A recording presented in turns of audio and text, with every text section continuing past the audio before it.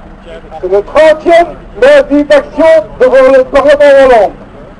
La bonne nouvelle de la semaine, pour commencer, Isabelle Durand, la Terminator des colos, vient d'être éjectée de la tête de liste à l'élection européenne par la base du parti.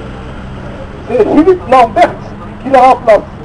C'est un anti-TSCG confirmé dans une émission radio et classé par le Financial Times comme étant l'ennemi public numéro 1 de la City grâce à son travail sur le monde financier. Une bonne recrue, quoi.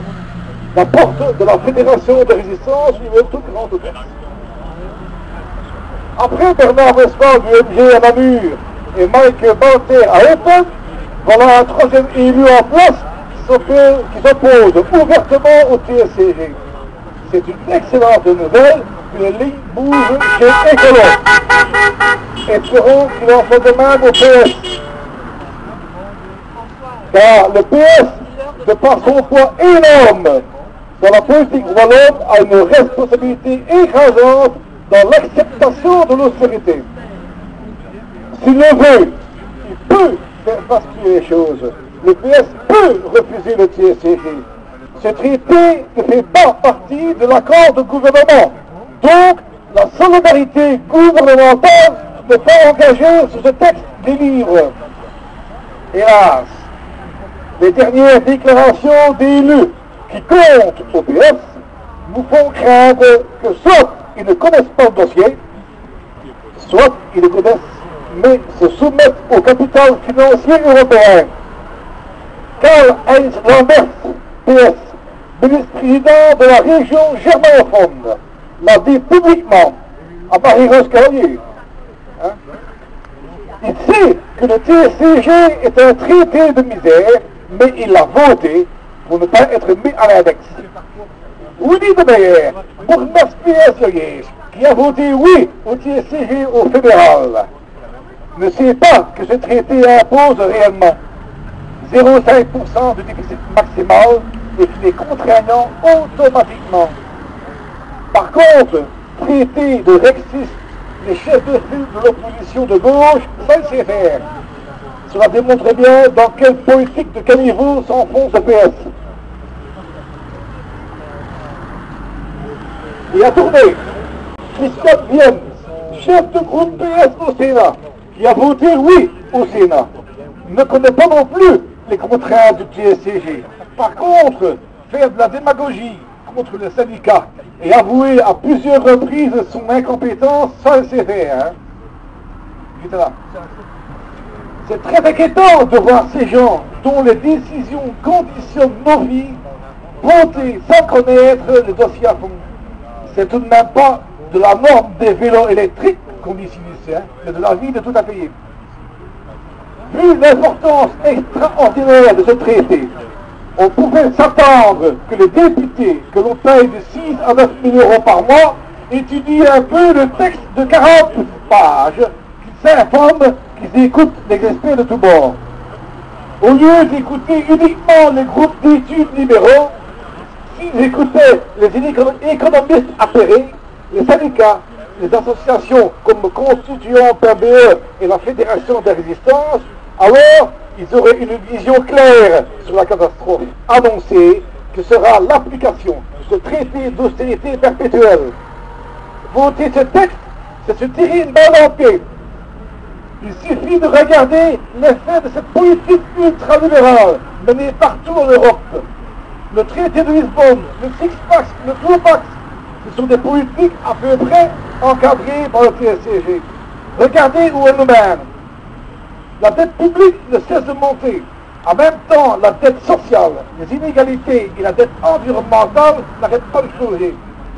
Rien qu'en Belgique, 20% des plus riches possèdent 61% des richesses. Combien possèdent le dernier centime? Ça. Et les 20% les plus pauvres possèdent 0,02% du patrimoine. Le TSCG contribuera à approfondir les conditions de misère qui s'étendent partout en Europe, de nous enfoncer dans une spirale vers le bas, dont la butée basse sera la guerre civile. d'agrandir le fossé entre riches et pauvres et d'envoyer des millions de jeunes au chômage, jusqu'à 50% comme en Espagne, 60% comme en Grèce. Ces politiques dirigées par la Troïka ont pour objet de faire exploser la sphère publique, privatisation et fin de l'État social, mais aussi de déstructurer volontairement le corps social et la volonté de résistance des classes populaires. Aujourd'hui, instaurer le chaos est l'instrument de l'ordre capitaliste pour gagner toujours plus de fric. Les politiciens au pouvoir peuvent graver dans le marbre d'un traité international des politiques qui nous mènent tout droit dans le mur. Il s'agit là d'une erreur magistrale, une faute lourde, qui mérite la disqualification de tous ceux qui ont voté pour le TSCG. Les communes seront obligées de faire des économies. Plus question de reporter à l'exercice suivant. L'effort sera tel que les communes ne pourront plus investir au bénéfice de la population. Ce sera une austérité impitoyable et permanente qui va tuer le redressement économique de la Belgique et enfoncer la Wallonie dans l'extrême pauvreté. À ce sujet, c'est prémonitoire. En 2008, là, à l'intérieur, nous avons scellé le dent de la pauvreté. Ah, des voyez clairs, les politiques, des voyez clairs. Nous voyons déjà l'avant-garde avec les licenciements à Hart, à Namur, à Confontaine, 32, à Fléron, à Périoué, à Watermal-Bafort et à Andenne, 40. Déjà 120 emplois pour seulement 7 communes. Et il y en a 589 en Belgique. Si on extrapole cette commune pour 120 emplois, ça fait 5500 emplois d'ici 2014. Claude Erdekens, bourgmestre d'Andenne, le crie sur tous les toits depuis 2 mois. L'accumulation des charges nouvelles aux communes les pousse tout droit dans le mur. La réforme des pensions des agents communaux, la réforme des polices, le service d'incendie, le transfert de compétences à la 6e réforme de l'État. Erdekens prédit une perte d'emplois communaux entre 3 et 5% pour 2014. On suppose qu'il sera un farouche adversaire du traité d'austérité. Au fédéral, il a voté.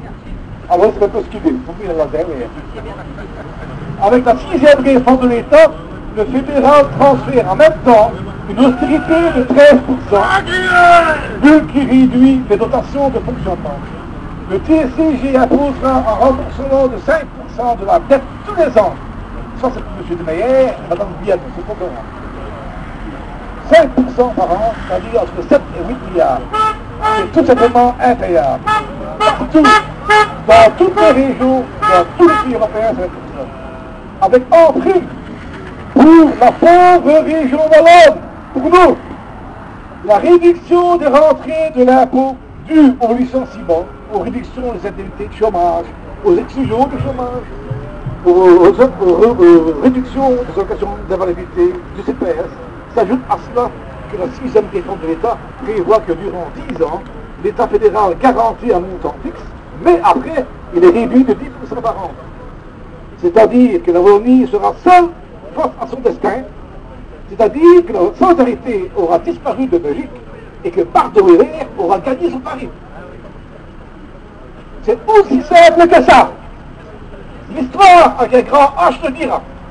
Le résumé final de l'action du gouvernement Papillon aura à voir sur le plan économique appliquer le programme des MR-VLD et de la Commission européenne et sur le plan institutionnel avoir cédé aux exigences des nationalistes flamands de la NVA, du CDEV et aux attentes des nationalistes wallons.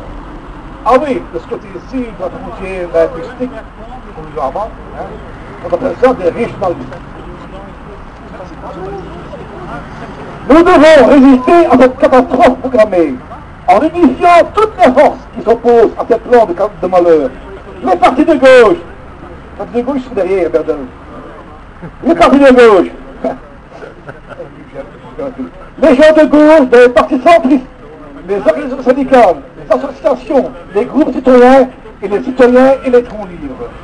Résister en soutenant les rares députés qui ont se levé dans le cénacle du pouvoir.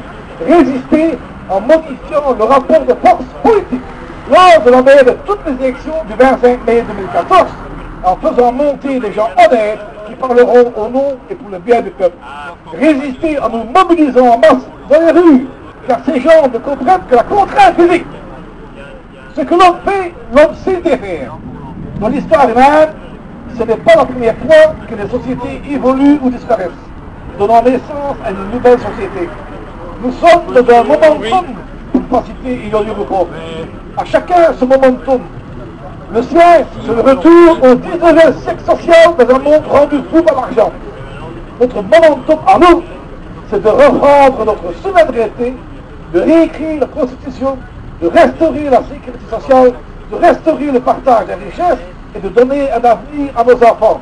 Changeons la société, un autre monde est possible.